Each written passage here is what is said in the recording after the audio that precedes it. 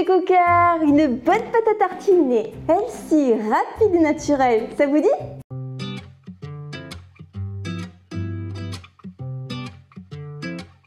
Cette pâte à tartiner sera en effet sans sucre ajouté. Eh bien, moi je suis prête à commencer la recette et vous? Vous avez votre tablier? Vous vous êtes même abonné, n'est-ce pas? Merci, c'est sympa. Alors, à l'attaque! Bon, ce ne sera pas du Nutella, mais ce sera une pâte à tartiner que vous allez adorer. Et pour cela, il nous faut du chocolat noir, des noisettes, des amandes, de l'huile de noisette, du cacao, de la fleur de sel et de l'eau. Sur un cile-pâte tapis en silicone ou papier sulfurisé huilé, on va d'abord s'occuper des noisettes, ici sans la peau, je les ai trouvées ainsi, et des amandes pour les torréfier.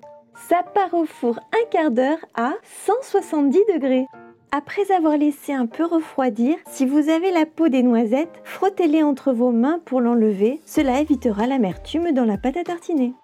Maintenant, dans un mixeur, on y glisse les noisettes et amandes pour les mixer le plus finement possible. Cela peut prendre entre 5 et 10 minutes. Là, vous voyez déjà l'huile qui sort, mais on continue à mixer. Là, on commence à avoir une bonne texture.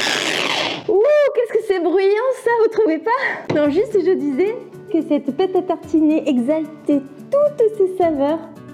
Et d'ailleurs, on le voit bien clairement à travers cette texture.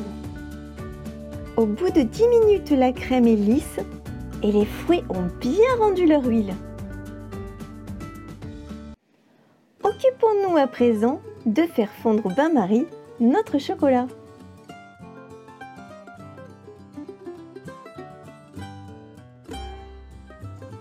Celui-ci fondu, on peut l'ajouter à notre pâte.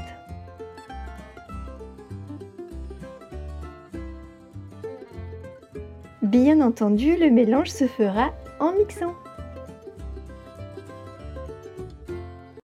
De là, rien de plus facile. On incorpore tous les ingrédients restants, l'huile de noisette, le cacao non sucré, un peu d'eau pour alléger et la fleur de sel qui rehaussera les arômes. Oui, on mixe encore, mais c'est la dernière fois, promis. Vous avez vu comme la couleur est belle, comme c'est appétissant. Dernière étape, on verse dans un joli pot. Alerte, alerte! Oh là là, comme c'est beau! Oh là là, comme ça sent bon!